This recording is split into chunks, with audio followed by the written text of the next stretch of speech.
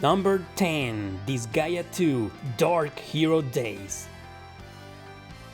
It is simply a port of the original on the PS2, but with some new playable characters from Disgaea 3. Also with more monsters, spells, and an Axel mode? Anyway, I put this game here because the PS2 version didn't make it to my 2006 video. It is probably my second favorite in the series, and the only one I've ever finished. Don't know about you, but I found it to be the easiest of them all. Still a great game and one of the best of 2006 and 9.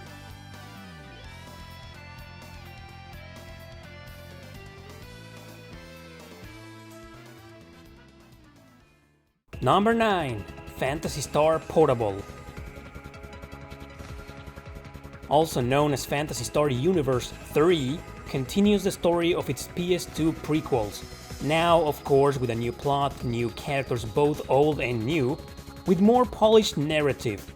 I gotta say the battle system felt improved, especially with your party members, who were always controlled by the AI. Never played the online mode, so I can't talk about it, but offline mode is a great adventure.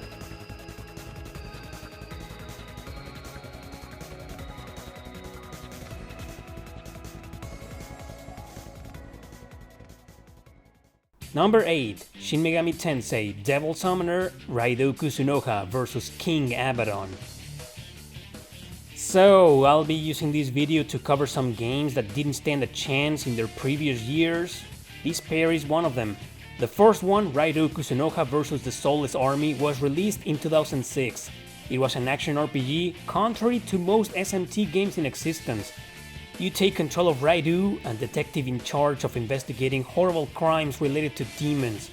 I love the theme here, taking place in the 1930s, which made it even more interesting.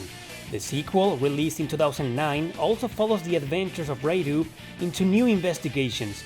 In the end, they're all related to a very powerful and evil organization. Solid games, both of them, and quite underrated actually.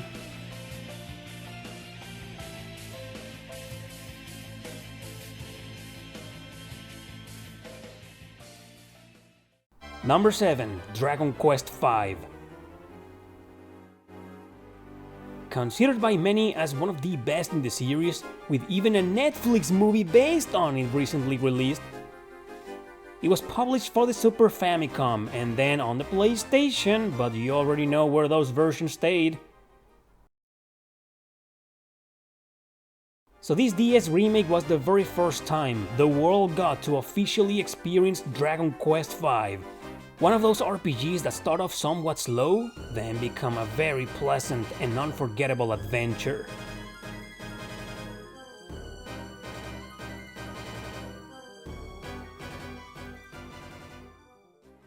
Number 6. Mana Khemia, Alchemists of All Revice. Or is it All Revis? Anyway, this was originally released on the PS2 in 2008, but didn't make it there. Its PSP port came out in 2009 and it became slightly popular in the West. It's a spin-off from the Atelier series, playing very similarly. Battles are played in turns, side by side, focusing strongly on the use of skills and alchemy. So yep, there's also synthesizing and gathering items as usual. Only difference is this game takes some school simulation elements, taking place inside of one. It's a good game. I'd say the PS2 version is better, but you can't go wrong with either.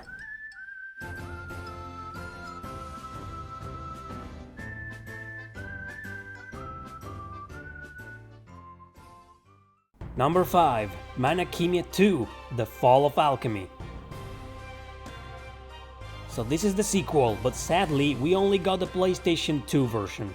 I found this second game to be better than the first one because of two things. One, there's two main characters to choose from, each with their own story, party members, and even missions.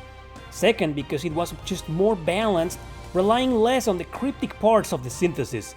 Overall, Mana Khemia 2 is a highly underrated RPG and one of the best of 2009.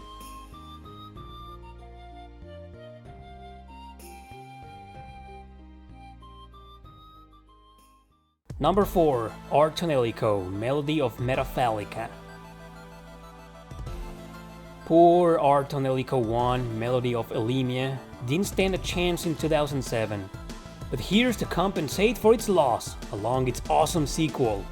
Story-wise, they're mostly unrelated, even though they take place in the same universe. So these turn-based RPGs are known for having, well, a major focus on their suggestive themes.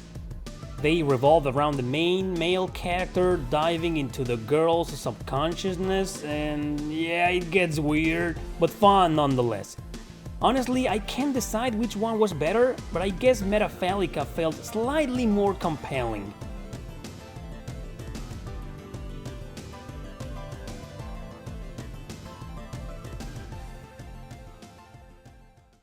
Number 3. Fire Emblem Shadow Dragon. You know I'm a big fan of Fire Emblem, so here's one of them. Just like with Dragon Quest V, this was the very first time we got to officially experience this game, the beginning of the series. It's a remake of the Famicom game, but you know, we never got it. A very good one indeed. It got some strong criticism during its release, especially because of its different art style, but over the course of time, more fans accepted it.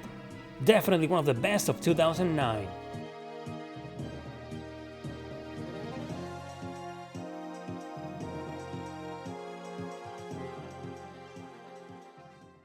Number 2. Star Ocean Second Evolution. This is an enhanced remaster of the second story on the PlayStation. New content was added, including a refined battle system and a playable character. Also got 13 more endings, Jesus! That meant the game now had 100 different endings! Crazy, huh? Star Ocean 2 once more crowns itself as the second place, but now from 2009.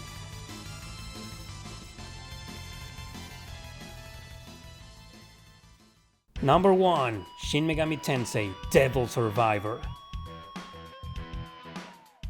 It was developed by Careersoft, the creators of Langrisser and Growlancer, along with Atlus. Another masterpiece, but extremely hard and unforgiving. Strategy RPG playing on grids, but with battles becoming turn-based when facing an enemy. Each character with their own pair of demons fighting along. Great music, great focus on its story, where the player's decisions truly affect the events of the game. Perhaps not the best version anymore to play nowadays, considering it's the Nightmare Vanilla, but still, even so, the absolute greatest JRPG of 2009.